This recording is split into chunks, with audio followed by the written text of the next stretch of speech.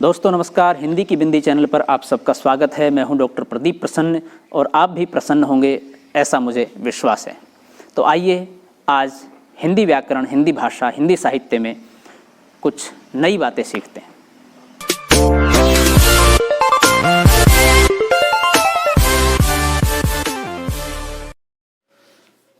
विद्यार्थियों नमस्कार। आज की वीडियो हम बना रहे हैं यात्रा वृत्तांत को लेकर के।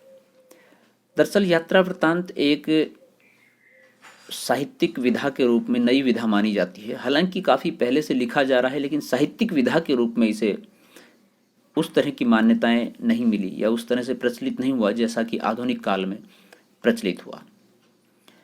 वीडियो स्टार्ट करने से पहले आप सबसे यही आग्रह है कि आप बेल आइकॉन को जरूर दबाएं, सब्सक्राइब जरूर करें, लाइक जरूर करें और कमेंट्स जरूर करें। तो आइए शुरू करते हैं आज की वीडियो। साहित्य मनोवृत्ति का घुमक्कड़ है। जब सौंदर्य बोध की दृष्टि से उल्लास भावना से प्रेरित होकर यात्रा करता है और उसकी मुक्त भाव से अभिव्यक्ति करता है, उसे यात्रा साहित्य, यात्रा वृत्तांत कहते हैं। व्यक्ति जब कहीं घूमता है तो चीज़ों का अवलोकन करता है, उन्हें देखता है और देखने के बाद जो शब्द, जो उद्गार, जो विचार उसके मन में होते हैं, उन्हें वह कागज़ पर उकेरता है। तो वही धीरे धीरे साहित्य बनता है। उसे किस रूप में, किस विधा में उकेरता है, वह उस विधा का रूप ले लेता है। तो यात्रा वृत्तांत यानी कि आप किसी यात्रा पर जाएं और वहाँ का प्राकृतिक सौंदर्य, वहाँ की तमाम तरह की व्यवस्थाओं को, वहाँ के तमाम तरह के लोगों से मिल करके आप जैसा अनुभव करें, उस यात्रा के दौरान उसे आप लिपिबद्ध कर देंगे, लिख देंगे, तो वह यात्रा वृत्तांत हो जाएगा। मानव प्रकृति व सौंदर्य का प्रेमी है। वह साहित्य की भांति घुमक्कड़ स्वभाव का है। जहाँ भी जाता है वहाँ से साहित्य की भांति कुछ न कुछ ग्रहण करता है।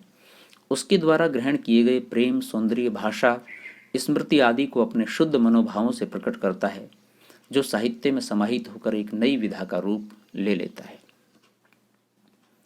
यह यात्रा मानव आदि अनादि काल से करता आ रहा है। निश्चित रूप से मनुष्य ठहरा तो है ही नहीं, चलता रहा है। तो यात्रा अनादिकाल से चल रही है, शुरुआत से, प्रारंभ से चल रही है। लेकिन उस यात्रा को लिखने की वृत्ति या प्रवृत्ति बाद में पैदा हुई है। किंतु साहित्य में यह कला नवीन है, जो निबंध शैली का एक नया रूप है, जिसे यात्रा वृत्तांत कहते हैं।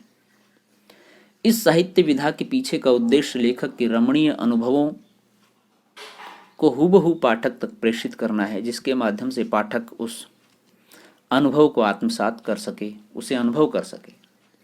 आदिकाल में भी यात्रा का अधिक महत्व था। लेखक एक दूसरे देश में घूमा करते थे और अपने अनुभव को घूम घूम कर लोगों को बताया करते थे। नौका यात्रा की एक होड़ लग गई थी। नौका से एक दूसरे देश को ढूंढने, भ्रमण करने का प्रचलन था। आप जानते हैं कि कोलंबस ने अमेरिका की खोज की, वास्को डी गामा ने भारत की खोज की। तो ये सब क्या था? ये भ्रमण के उद्देश्य से निकले हुए लोग जब घूमे नाव से या किसी दूसरे माध्यम से, तो उनको कुछ कुछ मिल गया, और जब मिल गया तो उन्होंने बता दिया या लिख दिया। जैसे कि चीन से फाइयान आए थे। इसी तरह से आधुनिक काल में जब लोग घूमने लगे तो उसे लिखने लगे, लिखने लगे तो जब उसे पढ़ने लगे तो इतना अच्छा और रुचिकर लिखने लगे कि लोगों ने उसे एक साहित्यिक विधा के रूप में, यात्रा वृत्तांत के रूप में नाम दे दिया। इस यात्रा में लेखक एक दूसरे की संस्कृति से परिचित होते थे, शिक्षा व धर्म का प्रचार प्रसार करते थे, अपने अनुभव को पुस्तकों में संजोते थे। संस्कृतियों का लेन देन या किसी भी चीज़ का एक जगह से दूसरी जगह जाना इसी तरह से संभव होता है। जैसे कि आप जानते हैं, पुष्प के ऊपर कोई जब जीवाणु, कीटाणु, पक्षी बैठता है तो उसके परागकण उसके पंखों पर, उसके पैरों में या उसके शरीर पर कहीं चिपक जाते हैं, और वो जैसे ही दूसरे पुष्प पे जाता है तो वहाँ कुछ गिर जाते हैं, कुछ और चिपक जाते हैं। तो पुष्पों का जो एक तरह से मिलन है वो इस तरह से होता है। नव पुष्पित, अंकुरित होने का जो एक प्रोसेस है, जो प्रक्रिया है, वो ऐसे होती है। तो ठीक ऐसे ही यहाँ से वहाँ जब आप जाएंगे तो वहाँ के लोगों को, उसके व्यवहार को, उसके काम को, वहाँ की संस्कृति को, तमाम चीज़ों को, खान पान को, रीति रिवाज को जानेंगे और अपनी बताएंगे उनको। तो ऐसे ही आदान प्रदान होता है। संस्कृत साहित्य में कालिदास और बाणभट्ट के साहित्य में भी आंशिक रूप से यात्रा वर्णन मिलता है। ऐसे विवरणों में लेखक के व्यक्तित्व की अभिव्यक्ति बहुत कम हो पाती है। वह एक तटस्थ दृष्टा के रूप में देखता है और लिख देता है। प्रकृतिगत विशेषताएं प्रतिबिंबित हो उठती हैं। यही कारण है कि आधुनिक यात्रा साहित्य का विकास शुद्ध निबंधों की शैली से माना जाता है। निबंध शैली में व्यक्ति परखता, स्वच्छंदता, आत्मीयता आदि गुण यात्रा साहित्य में पाए जाते हैं। यात्रा साहित्य विविध शैलियों में लिखा जाता है, जो विविध रूपों में पाया जाता है। कुछ यात्रा साहित्य ऐसे होते हैं जिनका उद्देश्य विभिन्न देशों या स्थानों का विस्तृत परिचय देना होता है। राहुल सांकृत्यायन का हिमालय परिचय, किन्नर देशों में, और शिवनंदन सहाय का कैलाश दर्शन इसी प्रकार के यात्रा वृत्तांत है। कुछ यात्रा साहित्य का उद्देश्य देश विदेश के व्यापक जीवन को उभारना होता है। इसमें यशपाल का लोहे की दीवार के दोनों ओर, गोविंद दास का सुंदर दक्षिण पूर्व आदि प्रसिद्ध हैं। मुख्य रूप से भारतेंदु हरिश्चंद्र के युग को ही यात्रा साहित्य का आरंभ काल माना जा सकता है। उनके द्वारा संपादित पत्र पत्रिकाओं में यात्रा का अधिक महत्व था। भारतेंदु हरिश्चंद्र के समय में या उस युग में अनेक विधाओं का विकास हुआ, उद्भव हुआ, तो उसी तरह से यात्रा वृत्तांत भी लगभग वहीं से सिलसिलेवार तरीके से प्रारंभ हुआ। उससे पूर्व फुटकल कुछ रचनाएं जरूर मिलती हैं यात्रा वृत्तांत के रूप में। यात्रा वृत्तांत हमें निश्चित रूप से सिखाता है कहाँ पर क्या हो रहा है, इन चीज़ों के बारे में बताता है। स्वतंत्रता पूर्व के युग में राहुल सांकृत्यायन का योगदान यात्रा साहित्य में अद्वितीय व अग्रणी है। उन्होंने भारत ही नहीं, भारत के आसपास व अन्य देशों में भी भ्रमण किया। उनकी यह यात्रा कई बार जानलेवा भी साबित हुई, किंतु वे उससे बच गए। वह दुर्गम घाटी, दर्रा, पहाड़ी, पठार आदि पर भी यात्रा करने से नहीं हिचकते थे। राहुल सांकृत्यायन घुमक्कड़ी व्यक्ति थे, बहुत घुमाए उन्होंने, और घूम घूम के सारी दुनिया एक तरह से नाप ली। और वो थोड़ा सा निडर स्वभाव के थे, और एक तरह से जिद्दी भी कह सकते हैं कि वो ऐसी कठिन राह पर भी चल पड़ते थे। बड़े बड़े चट्टानों पर, पहाड़ों पर, घाटियों में उतर जाते थे देखने के लिए, उनका अवलोकन करने के लिए कैसी हैं, किस तरह की हैं, और एक निडरता उनके अंदर दिखाई देती थी उस समय। राहुल सांकृत्यायन ने कहा है, जिसने एक बार घुमक्कड़ धर्म अपना लिया, अर्थात यात्रा करना, घूमना, उसे पेंशन कहाँ, यानी कि आराम कहाँ, उसे विश्राम कहाँ, आखिर में हड्डियां कटते ही बिखर जाएंगी। वही उनका निराकरण है, सिर्फ घूमना और घूमना। आजीवन यायावर रहे, घूमते रहे हमेशा वो, और घूमते घूमते ही लिखते रहे। घूमने का मतलब ये नहीं चलते चलते लिखते रहे, बल्कि मतलब यात्रा करने के बाद जहाँ उनका ठहराव पड़ाव होता था रात्रि के समय, तब खूब लिखते थे वो।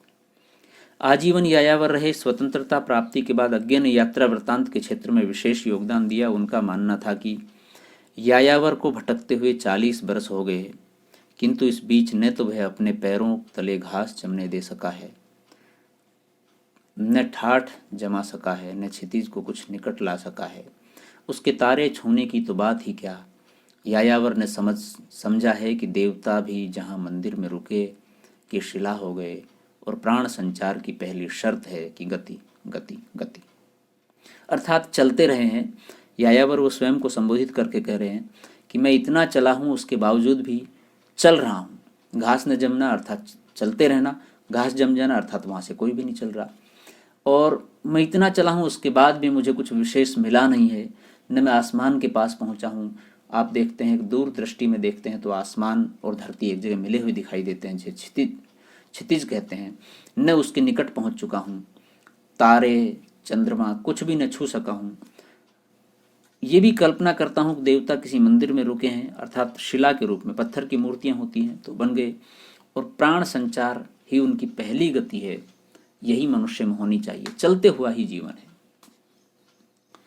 यात्रा साहित्य में यात्री अपनी यात्रा के प्रत्येक स्थल और क्षेत्रों में से उन्हीं क्षेत्रों का संयोजन करता है जिनको वह अद्भुत सत्य के रूप में ग्रहण करता है। बाहरी जगत की प्रतिक्रिया से उसके हृदय में जो भावनाएं उमड़ती हैं, वह उन्हें अपनी संपूर्ण चेतना के साथ अभिव्यक्त कर देता है, जिससे शुष्क विवरण भी मधुर और भाव विभोर कर देने वाला बन जाता है। पाठक एक साथ इतना तादात्म्य स्थापित कर लेता है, फिर वह स्वयं उस आनंद को प्राप्त करने के लिए तड़प उठता है। इस विषय में उल्लेखनीय है कि यात्रा साहित्य के लेखक को संवेदनशील होकर भी निरपेक्ष होना चाहिए, अन्यथा यात्रा के स्थान पर यात्री के प्रधान हो उठने की संभावनाएं बढ़ जाती हैं। अर्थात जब यात्रा वृत्तांत को एक पाठक पढ़ता है तो उसे ऐसा आभास होता है कि जैसे कि वह स्वयं यात्रा कर रहा हो उन स्थलों पर, अपनी आंखों से जैसे उन्हें देख रहा हो, न कि सिर्फ पढ़ रहा है। और वह इतना बेचैन हो उठता है कि उसके मन में यह भी सवाल उठता है कि मैं कभी अवसर आएगा तो इन्हें देखूंगा जरूर। इतनी उत्सुकता, इतनी आकंठा उस स्थल के प्रति, उस दृश्य के प्रति पैदा हो जाती है। तो ये लेखन की एक विशिष्ट विधा का कमाल है, जो उसको इतना तादात्म्य, इतना जोड़ देती है पाठक को उस स्थान के साथ, उस सुरम्य वातावरण के साथ, कि वह लालायित हो उठता है उसे देखने के लिए। तथा वह अभिव्यक्ति यात्रा साहित्य न रहकर आत्मचरित या आत्मस्मरण बन जाता है। तो ये थी आत्म यात्रा वृत्तांत को लेकर कुछ महत्वपूर्ण बातें। अब हम बात करते हैं हिंदी के कुछ प्रमुख यात्रा वृत्तांत, क्योंकि इनसे संबंधित अक्सर प्रश्न पूछा जाता है। यात्रा वृत्तांतकार, यात्रा वृत्तांत और प्रकाशन वर्ष। भारतेंदु हरिश्चंद्र सरयू पार की यात्रा, मेहंदावल की यात्रा, लखनऊ की यात्रा, हरिद्वार की यात्रा 1871 से 1879 ईस्वी के बीच में लिखी गई। श्रीमती हरदेवी लंदन यात्रा 1883, भगवान दास वर्मा लंदन यात्री 1884, दामोदर शास्त्री मेरी पूर्व दिग्ग यात्रा 1885, मेरी दक्षिण दिग्ग यात्रा 1886, बाल कृष्ण भट्ट की गया यात्रा 1894, प्रताप नारायण मिश्र विलायत यात्रा 1897, स्वामी सत्यदेव परी व्राजक अमेरिका दिग्दर्शन 1911, मेरी कैलाश यात्रा 1951, अमेरिका भ्रमण 1916, मेरी जर्मन यात्रा 1926, यूरोप की सुखद स्मृतियाँ 1937, अमेरिका प्रवास की मेरी अद्भुत कहानी 1937, मेरी 5वीं जर्मन यात्रा, गोपाल राम गहमरी लंका यात्रा 1916, राहुल सांकृत्यायन मेरी लद्दाख यात्रा 1916, लंका यात्रावली 1927-28, मेरी यूरोप यात्रा 1932, मेरी तिब्बत यात्रा 1934, यात्रा के पन्ने 1934-36, जापान 1935, ईरान 1935-37, तिब्बत में सवा वर्ष 1939, किन्नर देश में 1940, रूस में 25 मास 1944 से 47, घुमक्कड़ शास्त्र 1949, एशिया के दुर्गम खंडों में 1956, चीन में कम्यून 1959। राहुल सांस्कृत्यायन ने बहुत यात्रा वृत्तांत या घुमक्कड़ शास्त्र लिखा है, यायावरी साहित्य लिखा है। वो घूमे बहुत हैं।